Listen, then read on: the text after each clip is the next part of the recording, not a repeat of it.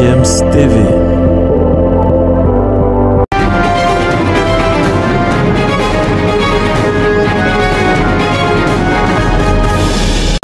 Inter de Milan, Milan AC, Manchester City, Real de Madrid, c'est la combinaison des demi-finales de la Ligue des Champions.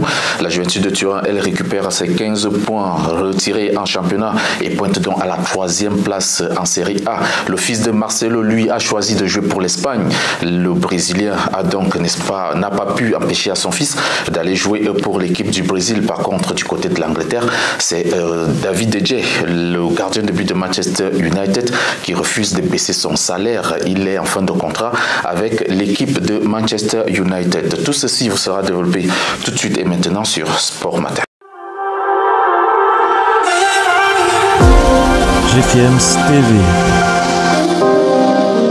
Bienvenue sur GFM TV, vous êtes sur Sport Matin. Manchester United est donc déterminé à prolonger le gardien de but espagnol David De Gea, dont le contrat expire cette saison. Son coach Erik ten Hag n'a pas l'intention de se séparer de lui. À 32 ans donc bien sonné, De Gea est à Old Trafford depuis 12 ans en provenance de l'Atlético de Madrid. Mais Manchester United souhaite réduire son salaire de 375 000 livres par semaine à 200 000 livres par semaine. Le joueur n'est donc pas du tout d'accord. L'entraîneur Erik ten Hag s'est prononcé sur son joueur en disant David est un gardien de but vraiment polyvalent et complet. Nous sommes très heureux avec lui. Il l'a d'ailleurs souligné à quelques heures de ce match dont Manchester United va, n'est-ce pas, discuter pour la Ligue Europa.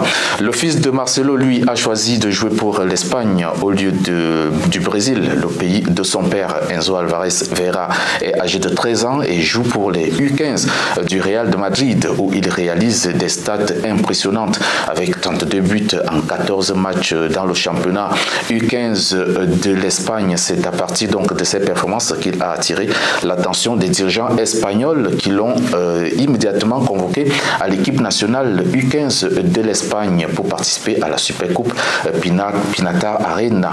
Marcelo est l'ex-international brésilien qui a passé une grande partie de sa carrière du côté du Real de Madrid. Et puis il y a donc du côté de l'Italie la fin de saison qui va être très palpitante en Série A avec la remontée à la 3e place de la Juventus de Turin. La vieille dame avait copé d'une sanction de 15 points dans l'affaire de transfert de joueurs surévalués.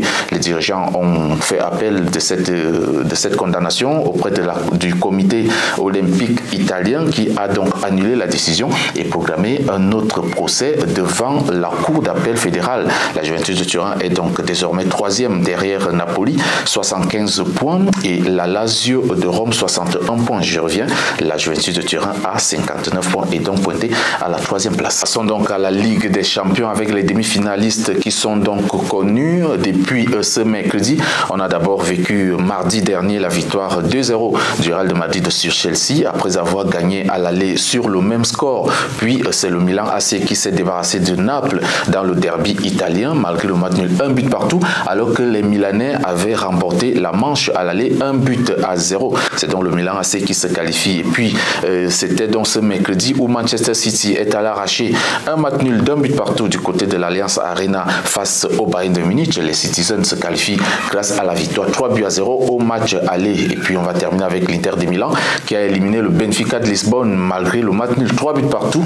Donc que cette équipe a réalisé la victoire 2-0 à l'aller qualifie les Nerazzurri au prochain tour. On aura donc en demi-finale de cette Ligue des Champions un certain Real Madrid-Manchester City, le remake des demi-finales de l'année dernière, et puis peut-être une revanche pour les hommes de Pep Guardiola. Et puis derrière le choc italien encore Inter de Milan, Milan AC, ces deux équipes de la même ville qui jouent donc toujours le Classico du côté de l'Italie. On va donc suivre ensemble ces matchs dans les prochaines éditions, dans les prochaines semaines si vous voulez. C'est terminé pour Sport Matin. On se retrouve très bientôt pour une autre épisode avec d'autres actualités. À bientôt.